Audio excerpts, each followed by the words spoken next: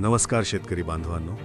सध्या संपूर्ण महाराष्ट्राचं लक्ष लागून राहिलंय ते म्हणजे राज्य सरकारच्या कर्जमाफीच्या निर्णयाकडे. संसदेच्या सभागृहात नुकताच एक मोठा प्रसंग घडला, जिथे राज्याच्या कृषी मंत्र्यांनी शेतकऱ्यांच्या हितासाठी अत्यंत महत्त्वाची आणि सविस्तर भूमिका मांडली आहे.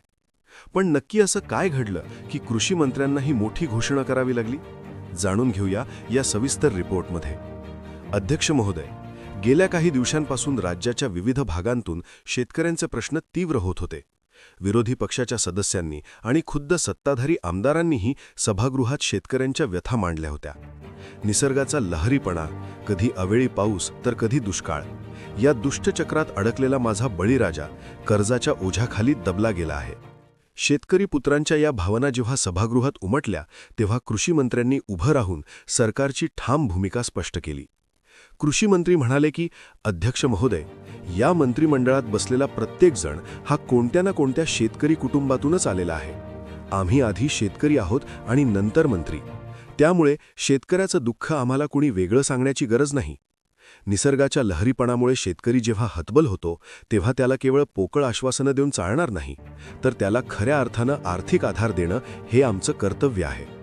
मंत्री महोदयांनी सविस्तर माहिती देताना सांगितले की कर्जमाफी हा केवळ निवडणुकीचा जुमला नाही, तर तो एक नियोजित निर्णय आहे. यासाठी प्रवीण परदेशी साहेबांच्या अध्यक्षतेखाली एक उच्चस्तरीय कमिटी स्थापन करण्यात आली आहे.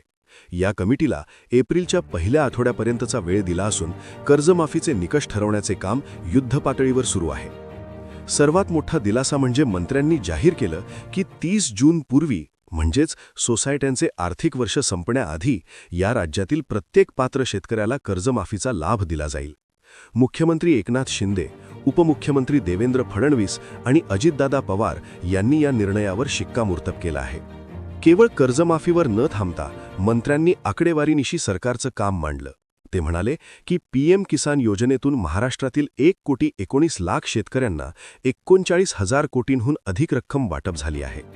त्याच पावलावर पाऊल ठेवून राज्याची नमो शेतकरी महासन्मान योजना यशस्वीपणे राबवली जात आहे.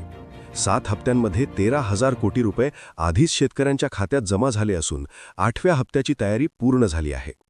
थोडक्यात सांगायचं तर कृषी मंत्र्यांनी सभागृहात हे स्पष्ट केलं की सरकार शेतकऱ्यांच्या पाठीशी खंबीरपणे उभा आहे. कर्जमाफीपासून ते सन्मान निधीपर्यंत प्रत्येक योजना शेतकऱ्याच्या थेट बँक खात्यापर्यंत पोहोचवण्याचा निर्धार त्यांनी व्यक्त केला आहे. 30 जून ही तारीख आता महाराष्ट्राच्या बळीराजासाठी नवीन पहाट घेऊन येणार आहे, यात शंका नाही.